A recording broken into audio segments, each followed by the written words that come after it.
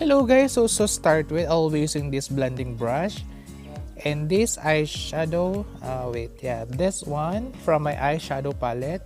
Yan yung aking gagamitin as a transition shade. And I will putting it just a little bit higher than my actual crease. Ayan, so be-blend ko lang siya dyan, i-apply ko lang yan dyan sa aking crease area to use as my transition shade. So make sure guys na kapag bago kayo mag-apply ng eyeshadow nyo, make sure na maglalagay kayo ng primer or any foundation or concealer and isa-set nyo siya ng powder, no? So para hindi mahirap mag-apply ng eyeshadow and at the same time mag-blend ng eyeshadow. So usually kasi kapag mga powder eyeshadow, mahirap siya kung direct dun sa skin natin, no? Kasi minsan hindi talaga siya, or usually hindi talaga siya kumakapit, or unless na lang kung cream eyeshadow yung gagamitin niyo. So much better na mag-base kayo, no? Ayan, so bine-blend ko lang siya diyan. Ayan, and then after naman yan, din-diffuse lang natin yung edges ng ating nilagay na transition shade. Ayan, yung mga edges lang, so para wala lang na harsh line. So para maiwasan din natin yung mga harsh edges. And then, ayan, so bine-blend ko lang na bine-blend until ma-achieve ko yung very smooth na transition shade. Yan. Then after naman yan, I'll be using this, yan, darker or bloody red na eyeshadow from my palette naman. And I'll be putting it on my outer corner ng aking eyelids. Ayan. Diyan ko lang siya nilalagay. Ayan. Make sure lang nasa outer third or outer area lang, no? Ayan. And I'll be using this smaller blending brush. I think so. Yeah. Gagamitin ko siya pag apply din nung same eyeshadow, no? Yung darker eyeshadow na dark na red. And I'll be putting it on my inner corner ng aking mata. So, ayan. So, yan yung ginamit ko, mas maliit kasi para mas define siya or para hindi siya sabog or kalat pagdating na doon sa aking inner corner. And I'm just connecting it, yung nilagay natin na eyeshadow, ayan, on the crease lang natin, sa crease area lang. Ayan, kinoconnect ko lang siya. Ayan. So, as you can see naman, so, para hindi na ako masyado mag-explain. Ayan, nakikita niyo naman kung ano yung ginagawa ko. Ayan. So, just connecting it. And then, after naman yan, ayan, again, diffuse lang natin yung mga edges para walang harsh line. Kasi nga, di ba naglagay nga tayo ng dark eyeshadow. So, syempre, after nyan, merong mga harsh line yan. So, yan lang yung i-blend natin doon sa ating transition shade. Kaya nga tayo naglagay ng transition shade kanina. So para ma-blend natin yung ilalagay natin na darker eyeshadow. So yun yung use ng ating transition shade. Ayan.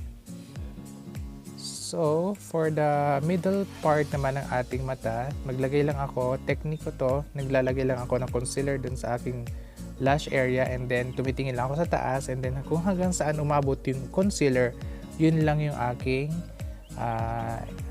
i-occupy ng aking kung ano man yung ilalagay kong eyeshadow dyan. Yan. So naglagay muna ako ng concealer, so sabi ko nga para mas mabilis o mas kumapit kung yung eyeshadow natin. Ayan. And also to brighten up na din yung ating eyes. Ayan. Hindi na ako gumamit ng powder, so dumiretso na ako sa eyeshadow. Yan, gagamitin ko lang tong eyeshadow na to, just a little bit pink or shimmer shade eyeshadow. And yan lang yung aking dinirekte na nilagay sa aking nilagay na concealer kanina. So, para ako nag-cut crease, pero hindi ko siya maka-cut crease kasi parang nasa middle part lang siya ng ating mata. Ayan, siguro cut crease na rin siya pero nasa middle part, no?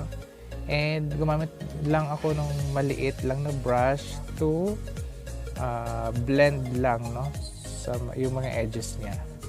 Ayan, para wala masyadong mga harsh line. Ayan, blend lang para smooth lang siya.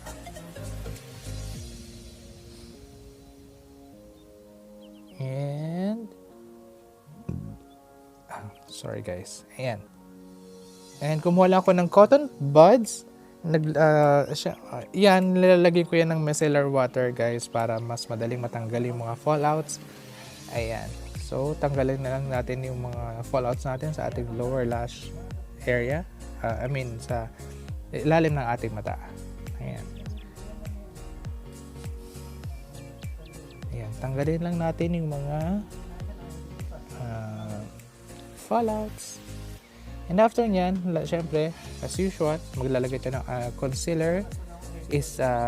I-blend lang natin ng ating sponge. And pagkatapos nyan, syempre, mag-set din tayo ng powder. Ayan. So, sabi ko nga, dapat siniset natin siya ng powder. So, para na rin maiwasan natin yung pag-crease ng ating eyeshadow. Diba kasi usually, especially kapag sa lower lash line, pag nag-eyeshadow tayo, mga ilang minuto or oras, nagka-crease siya. So, para maiwasan natin yon, kailangan natin iset siya lagi ng powder.